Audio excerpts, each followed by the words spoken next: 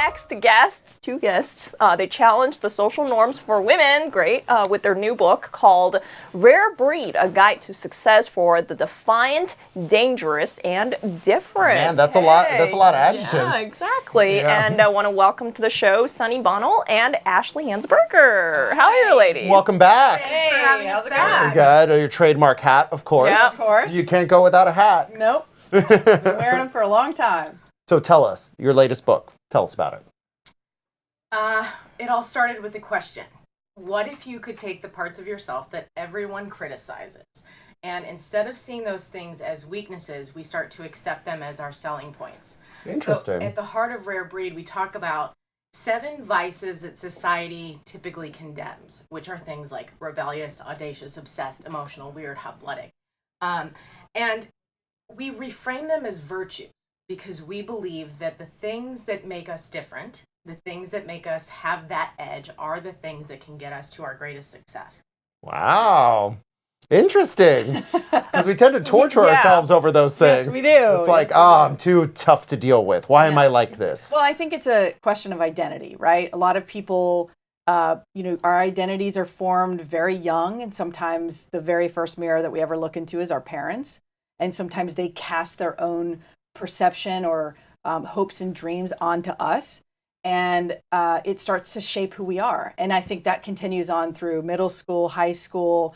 You just hear voices around you telling you what you should be and shouldn't be. And Rare Breed is really about hearing that voice that perhaps you've made invisible and giving you permission to sort of let yourself off the leash a little bit and run like a hooligan through the corridors of entrenched power and actually say, no, I'm going to sort of graffiti over the status quo and I'm going to be all of who I am, not just the pretty parts. Yeah, you told our producers that you've been called weird, so many other things. Do you think that's a bunch of adjectives that we tell girls, or that's something just society in general we deal with? I think it is universal.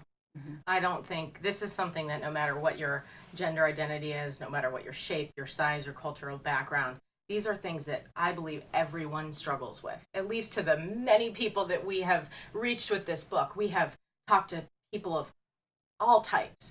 And there's this universal struggle between trying to accept ourselves for who we are and coming to terms with that. And it's really not a male-female thing. And it's not even an age thing. It's just these things are just inside of it. It's a human thing. Why do we give people such a hard time for being different, Sunny? Because humans are messy. And we don't know how to deal with that. We don't even know how to deal with our own mess, let alone someone else's, right? And so I think we bring this sort of stigma into the companies that we run, the cultures that we build, and we sort of tell our employees and we tell the people that come and work for us, like, you keep some of that at home. Like, you don't bring this into the workplace. And what you do, and what I think happens over time, is that we actually begin to sort of suppress creativity and innovation because we make employees chunk we make them check a good chunk of themselves at the door. And so I think Rare Breed is about not only tapping into that and being aware of it, both as an organization, but also if you are an employee who's trying to sort of tap into your own potential and figure out, if I'm a rebel, how do I belong in this organization, or do I not belong? How do I find a place that really celebrates me and allows me to be fully who I am? And that's really difficult to do because most organizations say they want the rebel, they actually don't want the rebel. No. See, to me, this whole thing is more like a evolutionary necessity because long time ago, if you're too different, that probably means exile, and exile obviously means we're death, wired right? that, so we're right? wired that way. Yeah. And then when you said, okay, I'm going to turn this quote unquote criticism into a marketing point, so to speak, but how do we get there? How do we even turn that thinking around? That take courage? Yes. It takes a tremendous amount of courage because when you do that, and you're talking about evolution, that still happens today. In the year 2019, when we're supposed to be accepting people and their diversity and inclusion and all of this, yet we struggle with that a lot. And that comes from the way that what is in our DNA. We're still outcast if we kind of separate ourselves from the herd. And what that means is we get the arrow on our back. It becomes something that we have to pay consequence for. And so I think in order to be able to leverage these things, you have to understand that there are consequences, and you have to understand you have to be willing to pay for those consequences. But at the same time, knowing that those are the things that can often lead you to just push past those boundaries, get out of your own head, and do the things that people tell you are impossible for you to do. Yeah, that's the thing. I know you're saying, and I agree with it, that often it leads to other paths of innovation, whatever. That's collectively, as a society, will go on greater things. But me as an individual, if I'm struggling with, how do I know I'm the one who's not going to get stoned, right? That's the hard part. You're sticking your neck out there. And there's a probability that you will. Mm-hmm. Yeah. And I also think that, like, being a rare breed, it's being unordinary among the kind. Yeah. The difference between those that are not a rare breed are the ones that actually do. They lean into those vices. They lean into those. They turn them into virtues. They're unafraid. They know that there's going to be a price. They know that they're willing to suffer for it. That's what passion's all about. They know that whatever they're going to try to do and whatever they're going to try to work for, they're willing to take that arrow in the back, as Ashleigh was saying.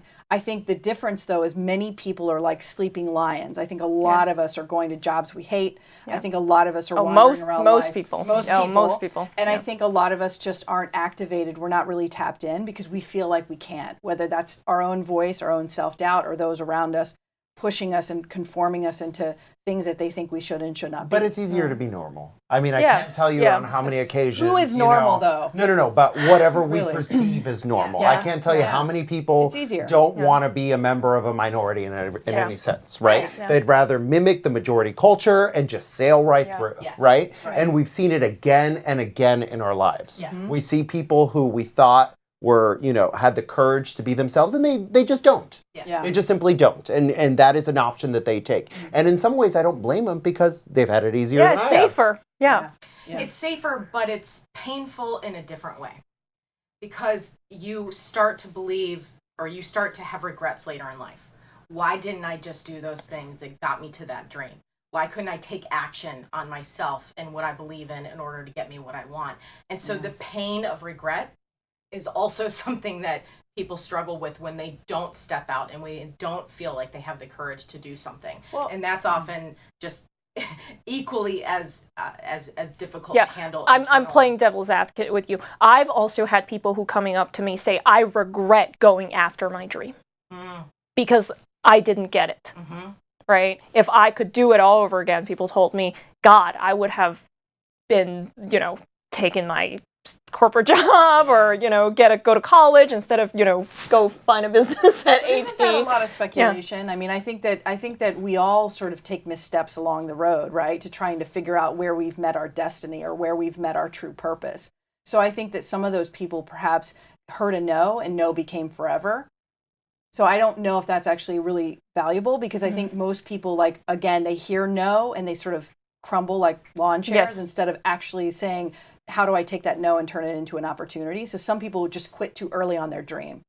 There's a lot of people that I know go home in the evening who work a corporate job, who are baking and have a dream of being a baker. And they are like, oh, I'll never be able to do. Their own demons are playing that role, that, that's what's holding them back, not necessarily whether they can or cannot do it, especially something that really lights you on fire.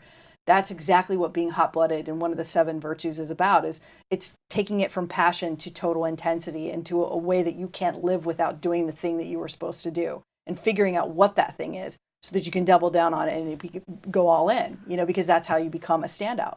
So, ladies, we're out of time, but I want to cover one thing before you leave, right? Yeah. No, this has been fabulous. People pay you for your opinion. Yeah. You have a company, right? Yeah. And they pay you because you're different, correct? Yes. Tell us a little bit about that. Motto is the name of our company. It's a branding agency that Sunny and I started about 15 years ago with $250, no prior business experience, and everybody told us that we would fail. Today, we have turned all of that into our book and into our business model, into the way that we work with companies. So we work with companies to help them understand and articulate who they are so they can express that in their brands in a really meaningful and purposeful way to help them become a one-of-a-kind and a rare breed in their category. So we work with all kinds of companies, from corporate companies, innovation labs within big businesses. But they're paying you because you think different, correct? Absolutely. So you've turned your rare breedisms into a revenue stream. Yeah. Oh yeah, like the very origination of how we started our company and how everyone told us that we would fail, and then most importantly, like they hired us for our kind of differentiated, disruptive thinking, but then sometimes we would get fired for that same thing. It's now become like the thing that we never gave up on, and now people actually seek us out to help them come into their companies, teach them the methodologies that we show in the book, the 7 virtues, how to apply that to their company, but also to their team members and employees. We teach them how to, if they are an employee in a company where they feel like they need to sort of break out and sort of be rewarded for who they are, we teach them how to do that as well.